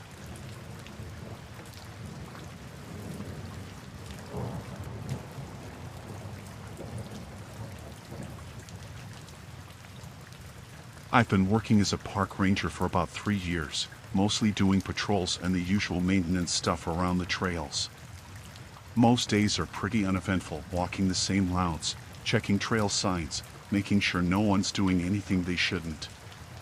But a few months ago, something started happening that made me question everything I thought I knew about the job. It started small, like a few hikers getting lost on the same trail. They'd follow the markers, and somehow, they'd end up way off track. Not just a little off track, like they'd end up miles away from where they were supposed to be. Some of them would even end up near dangerous cliffs or bogs where they could have easily gotten hurt. I thought maybe it was just a few confused hikers, but then it kept happening. Over and over. At first, I didn't think much of it. But when it started happening on different trails, I started to get suspicious. I'd go out to check the trail markers myself, and everything looked fine. No broken signs, no obvious signs of vandalism. The markers were in place, just like they should be. But something was off. It was like the people getting lost were following the signs to places they shouldn't be, even when I couldn't see what was wrong with the markers. After a week of this, I got a call from one of the other rangers about a hiker who'd gotten seriously lost. This one was particularly bad. He'd wandered off the trail at night and ended up in a part of the park where he couldn't find his way back. He had to be rescued, and when they got him out, he mentioned something that really set off alarm bells for me. He said he'd seen someone, a figure in the distance, moving around the trail markers. He couldn't tell who it was, but it looked like they were messing with the signs. That's when I decided I had to do something about it. At first, I thought maybe it was just someone messing around. But after hearing about the lost hiker, I realized this was getting serious. So, I started setting up some motion cameras along the more remote trails, places where hikers had gotten lost recently. I wanted to see if I could catch someone in the act of messing with the markers. The first few days were quiet. The cameras didn't pick up anything out of the ordinary. But on the fourth night, something happened. It was late, around 2 a.m., and the motion sensors went off. I wasn't expecting much, honestly. I thought maybe an animal had triggered it. I had to drive out to the site, but when I checked the footage, I couldn't believe what I was seeing. There was a person, a figure, walking down the trail. They were wearing dark clothes and a mask, something like a full-face ski mask, covering all of their features. They moved slow, almost like they were deliberately trying to stay hidden. The person was carrying something, but it was hard to tell what at first. As they got closer to the trail marker, I could see they had a set of tools and pliers, a small hammer, a wrench. They were changing the trail marker. I couldn't believe it. They weren't just moving the marker a little bit. They were taking the whole thing down and replacing it with something else, something that looked like it had been made by hand. The marker they were putting up wasn't official at all. It was something crude, like a hastily carved piece of wood with some kind of symbol on it. I'd never seen anything like it in all my years on the job. The person didn't seem to be in a hurry. They took their time, working like they knew exactly what they were doing. They'd glance around every now and then, like they were making sure no one was watching, but it was like they knew they were alone out there. After a few minutes, they finished, stepped back, and just stared at the marker for a while. Then, they turned and walked off into the woods, disappearing into the dark. I don't know how long I just sat there, staring at the footage. My mind was racing. This was no random prank. Whoever was doing this was intentionally messing with the trail markers, leading people into dangerous parts of the park. I wasn't sure why, but I knew I needed to stop them before someone got hurt. I decided to take a risk. The next night, I set up a second sting. I wasn't just going to catch the person, I was going to confront them. I made sure to set up the cameras in more spots, so I could get a good view of the area where the trail markers were getting swapped out. I grabbed some backup gear, including a walkie-talkie, just in case. I sat in my truck for hours, waiting. I kept going over everything in my head, wondering who could be behind this. Was it someone with a personal vendetta? Someone trying to cause harm for no reason? I had no idea, but I was going to find out. Around 1:30 a.m., the motion sensors on the cameras lit up again. I checked the live feed on my phone. There they were, the same figure from before, walking down the trail, same dark clothes, same mask. This time, I had my heart in my throat. I'd been expecting it, but now that it was happening again, it felt different. More real. I was already in position, hiding just off the trail, maybe 50 yards away. I waited, watching through the trees, as they reached the trail marker. Just like before, they started pulling out their tools. I could hear them working, but I didn't dare move. I kept my eyes on them, waiting for the right moment. Then, something changed. The person stopped what they were doing. I couldn't tell if they had heard something or if they were just taking a break, but they looked around, scanning the trees. For a moment, I thought they might have noticed the cameras, but then, they went right back to work, replacing the marker like they hadn't skipped a beat. It was then I realized just how close I was to them, closer than I should have been. My stomach dropped, and I felt my pulse race. I needed to move, but I was frozen, stuck to the spot. I couldn't take my eyes off them. After what felt like forever, the person finished their work and started walking back down the trail, just like the last time. As they passed by me, I held my breath, praying they wouldn't hear me. I could barely see their face through the mask, but there was something unsettling about the way they moved. It was deliberate, like they were doing this for a reason, like they knew exactly what they were doing and why. When they were finally out of sight, I didn't wait. I got up, got in my truck, and followed them. I couldn't just let them walk away, not after what I'd seen. I stayed a few hundred yards behind, keeping my distance, trying to stay out of sight.